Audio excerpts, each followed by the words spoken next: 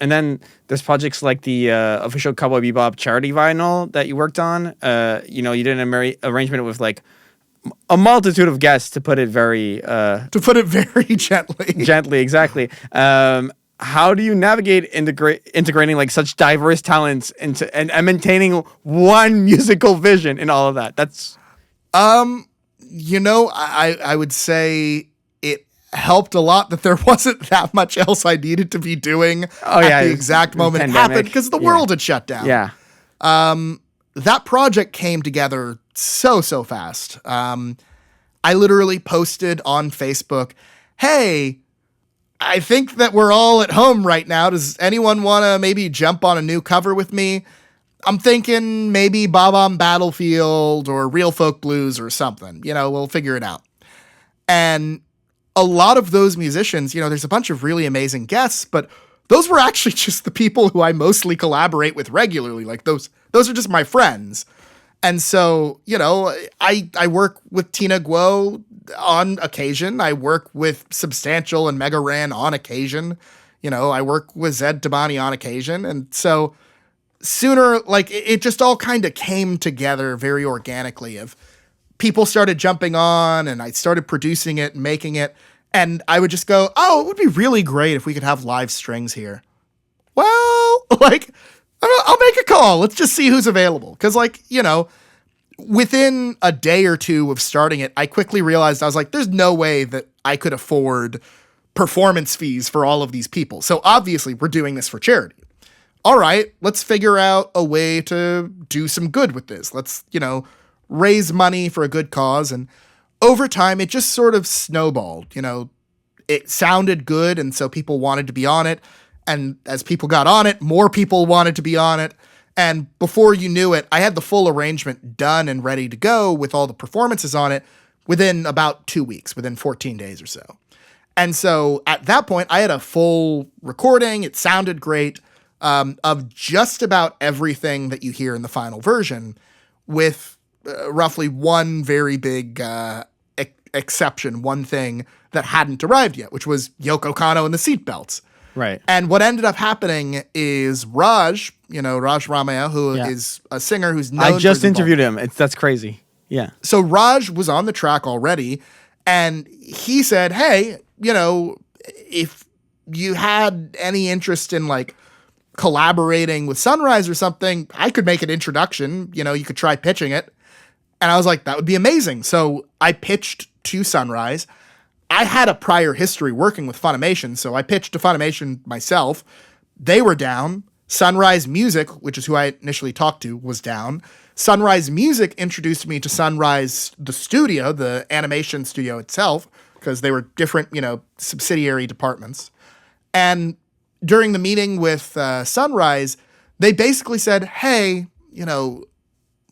we love this. We think this is really cool. We don't want to get your hopes up.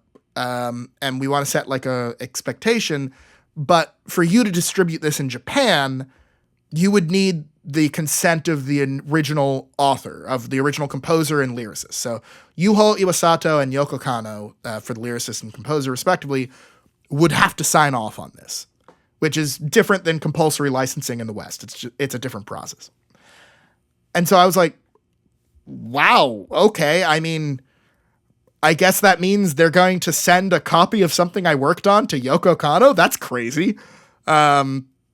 Oh, well, I won't get my hopes up, but hopefully she doesn't, hate it so much that she tells them that I can't do it.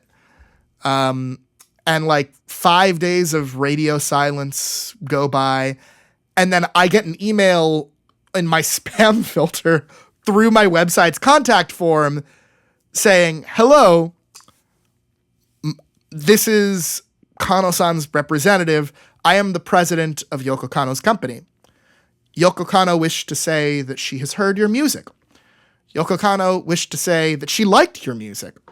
Yoko Kanno was wondering if you have heard of a band that she is involved with called the Seatbelts, and if you would be willing to perhaps feature them in your arrangement." And I was just like, yes, I've heard of the fucking Seatbelts. What? Oh my God. Yes, tell me anything she would like. I would be honored. Please tell Kanno-san that I would love to feature her in the seatbelts. Please tell me how we can do that.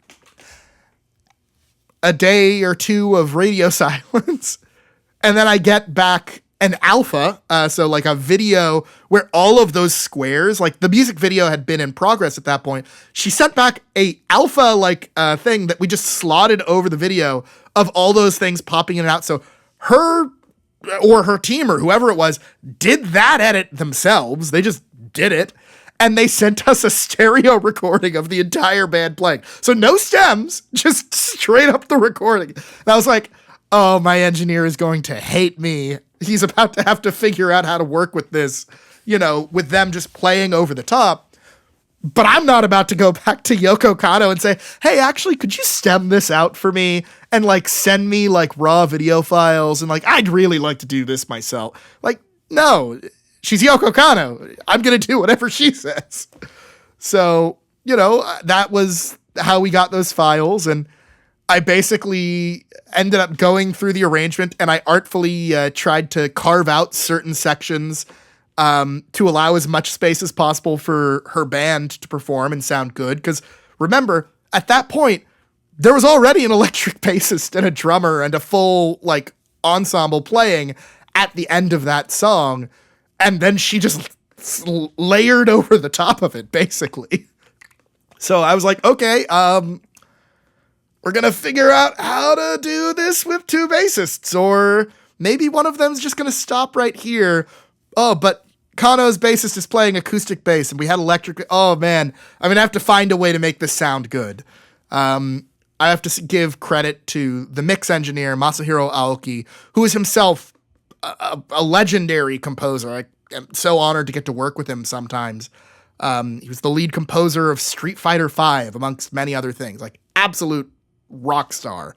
One of the greatest guitarists in Japan. And he was mixing. And so, we had fun. We had a good time. That sounds like I'm so mind blown. Because I remember watching that when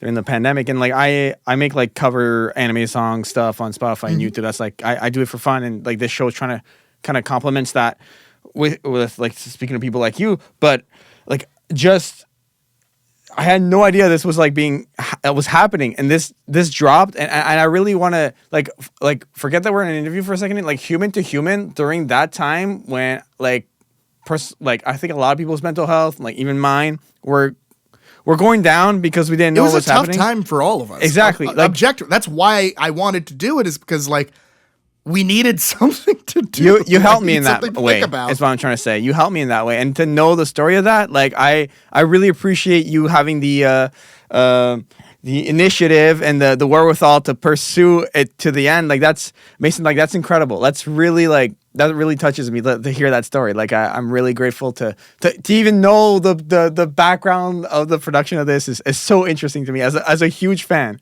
Fan. It's my pleasure. Yeah.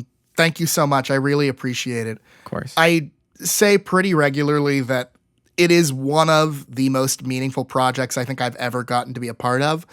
And all of the people who are a part of that production with me are people who mean so much to me. And so, it has been something that has, in a really wonderful way, kind of followed me around ever since, of